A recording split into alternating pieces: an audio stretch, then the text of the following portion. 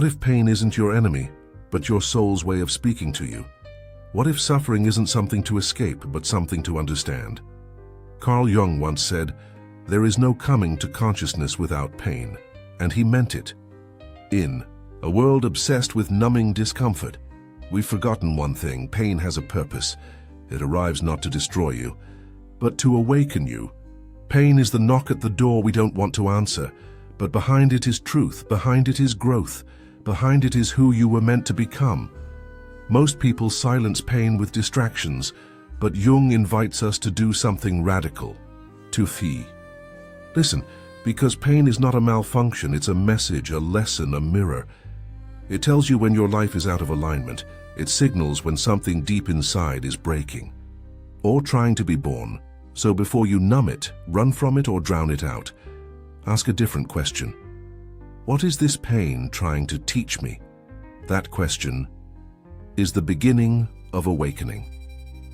There is a part of you you do not see, a side you've buried, denied, rejected. Jung called it the shadow. It holds everything you refuse to feel, everything you pretend isn't there: your fear, your anger, your guilt, your shame. And when you ignore it, it doesn't disappear. It grows stronger, louder, more painful. Pain is the shadow knocking. It's the unconscious trying to become conscious. It's the soul demanding truth. In ancient texts, the shadow was called the dweller at the threshold. In alchemy, it was symbolized by nigredo, the black stage of dissolution. Jung studied these symbols not as superstition, but as psychological realities, because the shadow holds your power, your creativity, your buried wisdom. But to access it, you must face what you fear. You must descend into the dark. The paradox? The part of you you're most afraid of is the part that can set you free. Pain is not random. It's a signal, a cry from the soul. Look at what you've hidden from yourself. This is not punishment, it's a path. What if your symptoms are not dysfunctions, but messages in disguise? Modern psychology treats anxiety, depression, and fatigue as chemical problems. Jung saw them differently. He saw them as soul problems. When you betray your inner truth, your body speaks. When you abandon your purpose, your spirit resists. When you ignore your emotions, they become symptoms. Anxiety isn't just fear, it's energy trapped in the wrong life. Depression isn't just sadness, it's the soul withdrawing its light. Fatigue isn't laziness, it's your spirit, refusing to play along with a false self. In a culture obsessed with control, we silence these signals. We medicate, we distract. We scroll, but pain will not be silenced, because pain is the soul rebelling. It says, "This isn't who you are, and this path is killing your spirit. Wake up." Carl Jung once warned, people will do anything, no matter how absurd, to avoid facing their own souls. But those who listen, those who dare to see meaning in pain, they begin a journey few understand. A sacred rebellion begins. In every myth, the hero must descend. In every sacred story, the light comes only after.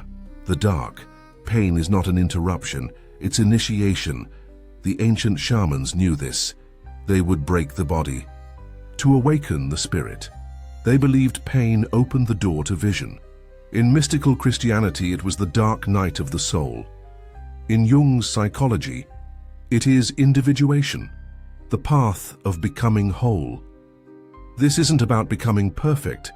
It's about becoming real. Pain strips you, it humbles you, it burns away the false, you lose what no longer serves, you grieve what cannot stay, and then you begin again. This is not punishment. It is sacred fire. Suffering is not senseless. It is sacred. Transformation. You are not broken. You are being forged. Inside your deepest wound feels a gift waiting to be found. Jung said, "The gold is in the dark." And he meant it. The wound you carry, that heartbreak, that betrayal, that loss, it's not just a scar. It's an opening to wisdom, to truth, to compassion. People who suffer and survive often speak differently, softer, deeper, wiser, because pain teaches what comfort cannot. It teaches humility, presence, empathy. There are stories of those who faced unimaginable sorrow, only to emerge with a purpose so strong it changed the world. This is the mystery. The places you thought would destroy you can become the places you heal others. The pain you hide may be the medicine someone else needs. Your suffering is not in vain. It holds a gift, but only if you're willing to unwrap it, even when it cuts. But here is the danger. Most people never unwrap the gift because they run from the pain. They avoid, they numb, they distract. Alcohol, busyness, endless scrolling, spiritual bypassing. They say, good vibes only. But the soul doesn't speak in slogans. It speaks in silence, in symbols, in shadows. Jung warned, what you resist not only persists but grows in size. Avoidance doesn't protect you. It imprisons you. Pain doesn't go away just because you ignore it. It waits, it festers, it deepens, until one day it explodes. The lesson? You cannot heal what you refuse to feel. So how do you begin? You stop running. You sit with the ache. You listen. Jung taught something called active imagination, a way to speak with the unconscious. You close your eyes. You feel the pain. You ask, what are you trying to show me? And then you wait. You let the image arise. You let the feelings speak. The answers are never what you expect, but they are always true. Your pain may reveal a part of you you left behind, a dream you abandoned, a truth you silenced. Healing begins not with force, but with curiosity. Pain doesn't need to be conquered, it needs to be heard. The journey ends where it began, not with escape, but with integration. Pain doesn't make you less whole. It's the very thing that makes you whole. The wound is not the enemy, it's the doorway. This is the secret of alchemy. Lead turns to gold, not by denial, but by transformation. Jung called it individuation, the uniting of the conscious and unconscious, the marriage of light and dark. You were never meant to be perfect. You were meant to be whole. So the next time pain visits you, don't silence it. Don't numb it, don't run, sit with it, speak to it, learn from it, because your pain might be the soul's last attempt to bring you home. What if your pain wasn't trying to hurt you? What if it was trying to wake you up? Most people spend their lives running from pain. They numb it, deny it, hide from it. But what they don't realize is that pain holds a message, a hidden truth, something your soul is trying to tell you. Carl Jung once said, there is no coming to consciousness without pain. Not a little discomfort, not a passing sadness, but real pain.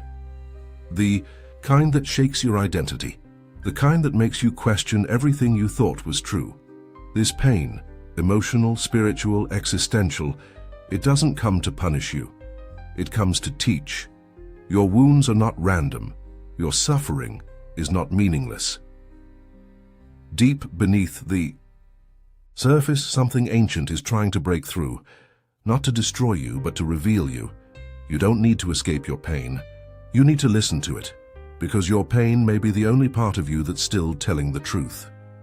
In 1913, Carl Jung faced a terrifying descent into his own unconscious mind. After breaking away from Freud, Jung was thrust into a psychological crisis. He began to experience visions, dreams that felt more real than waking life. A voice inside him had grown louder, and he had no choice but to follow it. Most would have called it madness. But Jung knew better. He surrendered to the chaos. He stopped fighting the images and began to record them. This became the Red Book, his journey through the underworld of the psyche. Jung's breakdown was actually a breakthrough. It was a modern version of the mystic's dark night of the soul, a spiritual crisis that strips away the false self, a sacred initiation that burns away the ego so that something deeper can emerge. This isn't just Jung's story. It's your story. That heavy silence, that grief, that confusion you can't explain. It might not be dysfunction. It might be transformation. The soul doesn't evolve through comfort. It evolves through collapse. And when everything falls apart, something ancient stirs within you. The darkness isn't trying to destroy you. It's trying to introduce you to your true self. Carl Jung believed we all carry a hidden part of ourselves, the shadow. It's made up of everything we deny, our fears, our shame, our rage, our unspoken desires. We push these parts away, hoping they'll disappear. But they don't. They wait in the dark, and eventually they speak. How? Through pain. The shadow doesn't knock politely. It erupts. It sabotages relationships. It shows up as depression, anxiety, fatigue. It whispers in dreams. It hijacks emotions. It makes you feel like something's wrong. But you can't explain what. That's the shadow, the calling you home. Pain is not your enemy. It's your mirror.